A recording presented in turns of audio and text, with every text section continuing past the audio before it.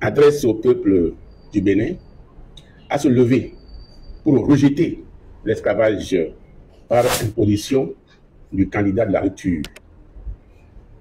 Peuple du Bénin, mes chères concitoyennes et concitoyens, nous traversons en ce moment une période historique.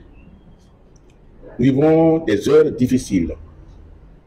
En ce jour 21 octobre 2025, je m'adresse à vous en ma qualité de premier secrétaire du Parti communiste du Bénin et de président de l'Alliance pour la patrie, et ce, avec toute la sincérité, mais aussi toute la gravité que l'instant présent exige.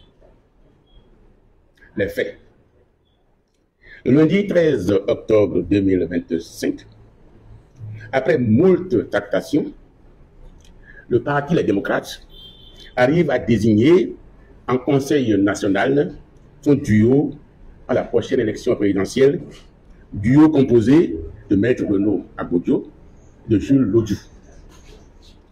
Ce même jour, le député Michel Sodinou se rétracte de son parrainage et par espoir d'huissier, saisit le tribunal au fin de se voir restituer son formulaire et demander à la Sénat de lui en délivrer un nouveau en cas de résistance du président du Parti Les Démocrates, Yahya Boni, pour l'exercice de ses droits civiques.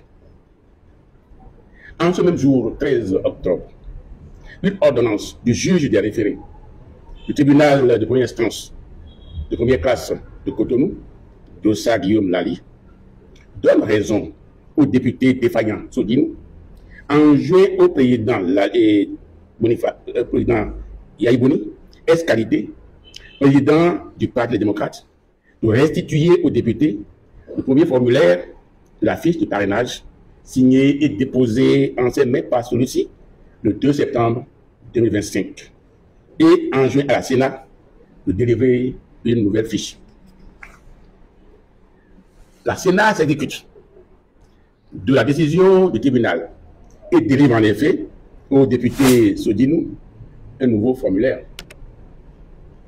Le 14 octobre 2025, date de dépôt des candidatures pour l'élection présidentielle du 12 avril 2026, au duo Agbodio-Lodju, qui ne pouvait satisfaire les conditions des 28 parrainages requis pour la candidature présidentielle, il a été donné 72 heures pour satisfaire à cette exigence légale. Un recours en appel devant la Cour d'appel de Cotonou confirme l'ordonnance du juge de première instance. Le 17 octobre, date d'expiration de ce délai, la liste portant deux candidatures LD est virtuellement disqualifiée à concourir à la prochaine présidentielle, sauf peut-être décision contraire de la Cour constitutionnelle devant laquelle un recours du parti LD est déposé. Car par hasard, il faut 28 parrainages pour la validation de la candidature présidentielle. Et le parti LD n'a que 28. Un seul manquerait et tout est détruit. Et c'est ce qui arriva. Que dire à ce niveau de ce dossier à rebondissement populaire prononcé? Il apparaît, pour tout juriste sérieux, que le tribunal de première instance de première classe de Cotonou est incompétent pour juger cette affaire. Pour la simple et bonne raison que la Constitution du Bénin, en ses différentes montures 1990 et 2019, et le Code électoral réserve ce domaine à la Cour constitutionnelle, juge du contentieux électoral. 2. Il est pas surcroît, en droit de tradition française, formulé l'interdiction formelle, sauf cas rare, au juge judiciaire d'intervenir de quelque manière que ce soit dans les domaines administratifs et a fortiori de donner injonction d'exécuter, par exemple, astreinte à une institution administrative autonome, telle la Sénat. Ce qui s'est passé en réalité, où la Sénat s'est pliée à l'ordonnance du juge des référés, du point de vue juridique, constitue une incongruité juridique et une collusion infecte. 3. La simultanéité, la rapidité et la concomitance des institutions et décisions. Ordonnance référée, tribunal de première instance, décision de la Sénat, confirmation de la décision par la Cour d'appel Cotonou, disparition physique du député Sodino, etc. En entendant la décision prochaine de la Cour constitutionnelle, qui, à moins de grandes surprises, ne fera que parachever cette action collective d'invalidation du duo LD, toute cette convergence des institutions et des décisions qui démontre éloquemment une intention nette, invalider le duo LD, Agbodio-Lodjou, seule candidature de l'opposition. Par-delà ces micmacs juridiques, par-delà ces agitations et fourmillements, se pose un problème politique. Comment et par qui le Bénin sera gouverné dans les 5 ou 10 prochaines années? 2. Un plan qui vient de loin. Peuple du Bénin, mes chers concitoyennes et concitoyens, qu'ils vous souviennent la doctrine du président Talon à la prise de cette fonction dans notre pays. Je cite, vous savez que dans les petits pays comme les nôtres, ce qui permet à un président en exercice d'être réélu, c'est sa capacité à soumettre tout le monde. Quand tous les députés sont à sa solde, quand les partis politiques sont affaiblis, sont à sa solde, sa réélection est facile. Si vous n'avez pas de compétiteur, vous allez beau être mauvais, vous êtes réélu. Fin de citation. Le président Talon se donne ainsi les moyens de nommer à tous les niveaux de représentation du pays, président de la République, députés, maires, conseillers locaux, etc. Autrement dit, vider le suffrage du peuple de toute signification réelle. Pour atteindre ce but et mettre en œuvre sa doctrine, pouvoir de la rupture a, premièrement, confisquer le certificat d'enregistrement du PCB. 2. Mis en dehors, au dehors ou en prison, tous autres potentiels concurrents, contestataires, à Davon, les Hari, Boko Olivier, Aïvo, les Kiat, etc. Troisièmement, régler l'exploitation LD, qui pourtant joue sur le même registre que lui. LD à écarter ou à détruire. 3. Objectif de Talon aujourd'hui, c'est exclure le parti LD de la participation à l'élection présidentielle de 2026. Empêcher le parti LD d'avoir de députés à l'élection législative de janvier 2026 et constituer ainsi un parlement monocolore. Le pouvoir de la rupture, pour cela, a pris soin de ne donner aux démocrates à l'élection législative de 2023 que le nombre exact des 28 députés, alors que ce parti a enregistré un nombre beaucoup plus grand de suffrages et donc de députés. Ensuite, il a pris soin de tailler un code électoral à la mesure d'exclusion du parti LD. Alors que le code électoral de 2018 ne prévoit pas du tout de parrainage, que le code électoral de 2019 n'en prévoit que 10% de l'ensemble des députés et des maires, le code électoral de 2024 monte la barre à au moins 15% de l'ensemble des députés et des maires et provenant d'au moins 3/5 des circonscriptions électorales législatives. Ce qui veut dire qu'il faut 28 députés pour le parrainage LD, puisque le LD n'a pas de maire élu. Il suffira donc d'avoir l'un des députés défaillants pour invalider les LD de grande part à l'élection présidentielle. C'est le scénario qui se déroule en ce moment. Et il en sera de même aux élections législatives, où la disposition des 20% à recueillir dans chacune des 24 circonscriptions électorales pour avoir des députés rend difficile, sinon impossible, au parti LD d'avoir dans ces conditions des élus. C'est le lieu de souligner que tout ce qui est monté actuellement sous des accusations de dysfonctionnement du parti LD et de la gouvernance de Yahi Boni à ce niveau est du superfétatoire et du fallacieux.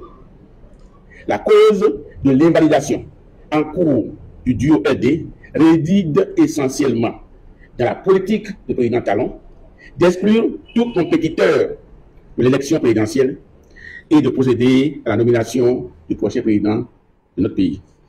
Les acteurs qui s'agitent sont dans les jeux de rôle montés et actionnés par un centre, la machine du président Talon. Mes chères concitoyennes, mes chers concitoyens, nous avons donc aujourd'hui les duos Wadani Talata et Moupe Mouanou à la prochaine élection présidentielle. Il s'agit en fait, sauf grande surprise, d'une seule liste, d'une seule candidature, c'est-à-dire Wadani Talata. Car le duo Moupe Mouanou a déjà conclu un accord de gouvernance avec la mouvance et n'a dû sa candidature validée qu'avec l'accord des partis UPR et BR.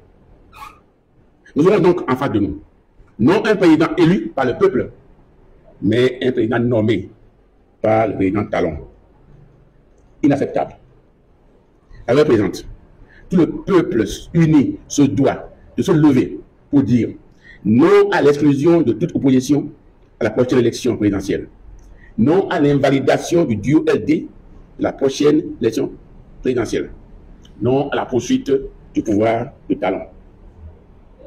Nous avons eu et avons encore, certes, des désaccords avec le parti LD sur les questions de programme, mais sur celle de l'objectif, faire partir le pouvoir de la rupture, pouvoir le plus autocratique, le plus brutal, le plus affameur, le plus impitoyable et le plus assassin de la souveraineté de notre État, que notre pays est connu depuis l'indépendance formelle, on s'accorde.